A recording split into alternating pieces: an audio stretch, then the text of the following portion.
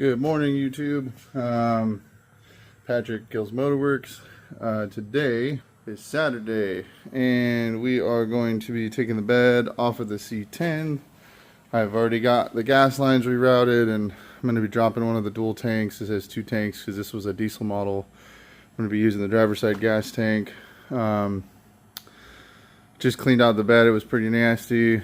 I'm going to pressure washer it out eventually. I got my electric pressure washer with me today, and we got it running again. It's not really running on its own gas tank, so that's kind of the goal today.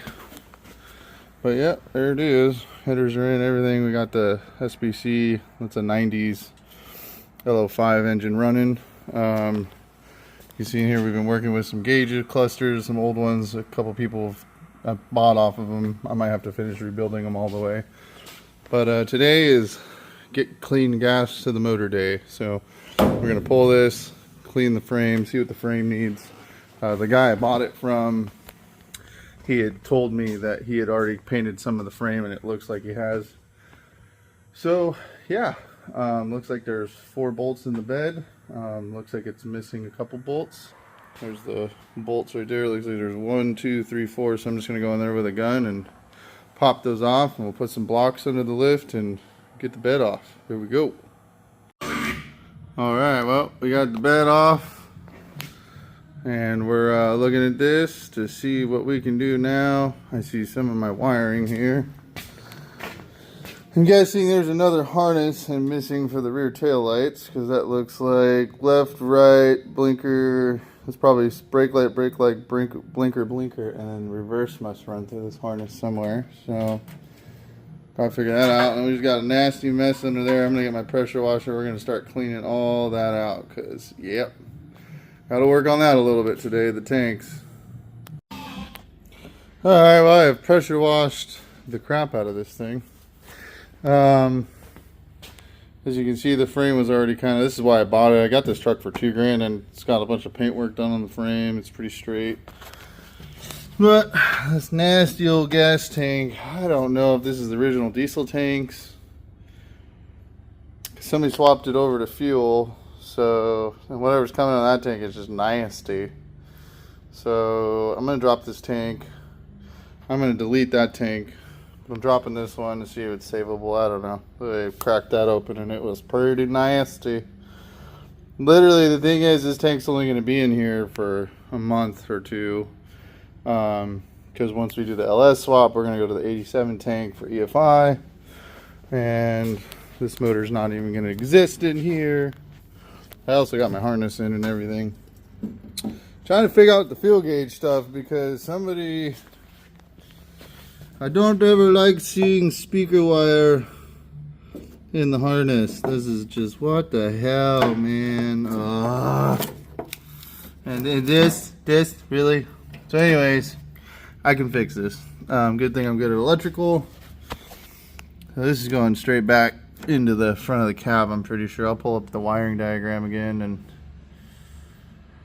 we'll figure it out. This is some garbage, I can just tell. Yeah, because I hooked up the wires that were supposed to be hooked up yesterday, and sorry about that. Anyways, and pretty much the gas tank, like the gauge is just pegged. So we either got a bad sending unit, wiring. I mean, I can ground I got to get the signal wire. I'll ground it out and see if it pegs the gauge, and then we'll know if we're getting a good signal through the harness. Well, this is day 1. I was gonna try to have this thing back up and moving by Monday, because we have a 3-day weekend. So this is, happy Labor Day weekend to me. Labor. I think I'm confused with vacations. I say it's like Labor Day and you're supposed to be taking it off, and I'm like, no, more labor. So anyways, let's figure this out.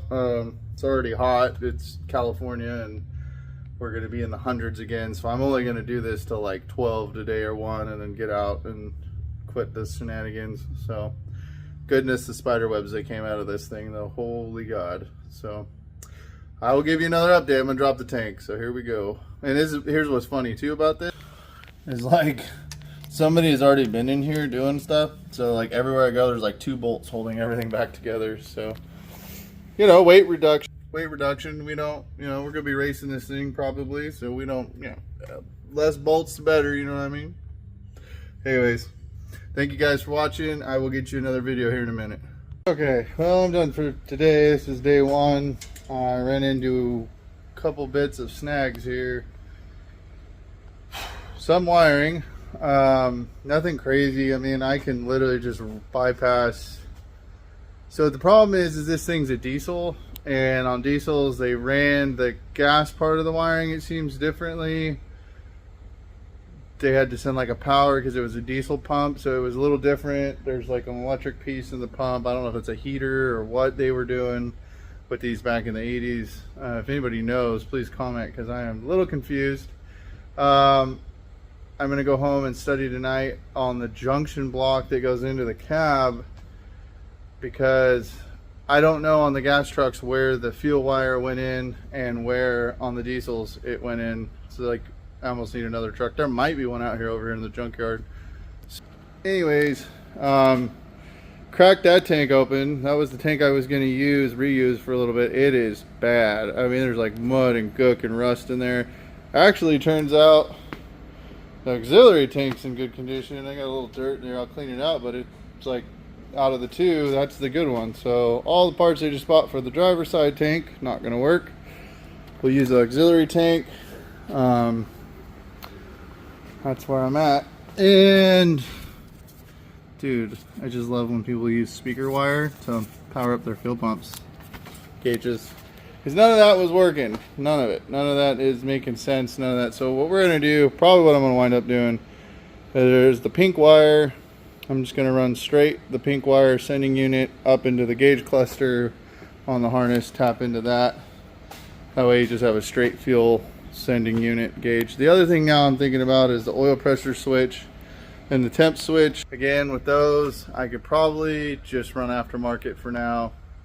Kind of in a time crunch. I really wanted to drive this thing as a daily for a little bit before I do the LS swap. And then like once I do the LS swap, it's all going to be different anyways again. So yeah, anyways, that's where I'm at for the day. I'm gonna go over to AutoZone, and I put an order in for hopefully tomorrow. The sending unit will be in. Yeah, I got 2 clusters. I need to figure out the cluster situation, but just to get it running and driving, I might just get an aftermarket temp gauge and an oil pressure gauge. I don't like the little clear lined ones, but it might have to work for a minute. You know, I don't know what else to do at this point. I haven't had time to, I already pulled that back off. See, to me, I thought this was the brake warning light because of the little plug, but I am really starting to think this, because it goes into the cluster, I think this is the fuel tank plug. Again, if anybody knows, please comment, because I thought that went down there, but I'm starting to think this is our fuel tank plug maybe. Anyways, I'll do some studying. Another day, and thank you everybody for tuning in, and we'll go from there. Everybody, it's Patrick with Gills Motorworks. I'm back at my house. It's like 8 o'clock at night, but I just wanted to sum up today. I came home, thought about it, what I actually found this very handy dandy wiring harnesses off the internet. Thank God for community. And in the middle of it, I remember the actual fuel sending unit, the red one, or the pink wire, number 30 actually, I cut that wire from the original engine harness, and the new engine harness came with the pink wire that goes to the gas tank. So figured that out, and then I think I have to switch number 31 pin that goes to the engine coolant thermostat for the temperature sender over 1 notch, because it's a little different on the diesels. That's the only pin that's different. Everything else should work. So I mean, for the oil pressure, sorry, the oil pressure sender unit. It's kind of hard to see here. I can zoom in a little bit, but as we go in here, it's all down here pretty much. This 31 on the gas, wait, this is the diesel, so 31 on the gas engine, is up here, so I need to move it down here so when it plugs into the block, I'll have oil pressure. It's probably not reading right because of that. So anyways, that's it. Day 1 over and done. Get up early and start day 2.